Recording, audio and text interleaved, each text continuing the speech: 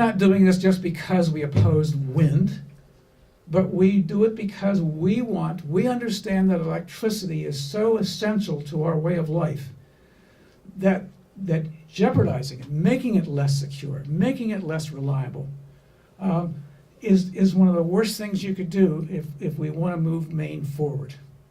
And having wind as part of the arsenal of energies of electricity supply just subverts that whole goal. Insist upon a firm capacity. That's all you need to do. If you want to change the law, change it to that purpose. Insist that all electricity generation be firm capacity that you can rely upon, not the hit or miss, tail wagging kind that wind represents. Finally, I recommend that we all get on the same page. I cringe every time I hear people say they support renewable energy and wind in someone else's backyard.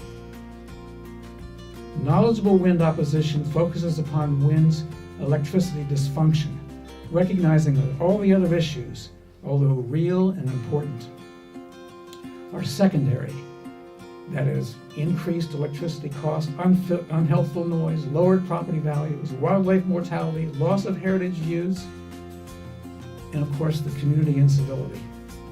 These are all generally local and their impacts are not perceived or felt outside the locality. But everyone has a stake in thwarting bunco schemes of such enormity, since electricity is the foundation of our way of life. It's the tide that raises all boats. Electricity may not assure happiness, but it's the starting point for realizing potential. In 1918, Mencken noted that, and I'm going to quote him, civilization grows more and more maudlin and hysterical, tending to degenerate into a mere combat of crazes.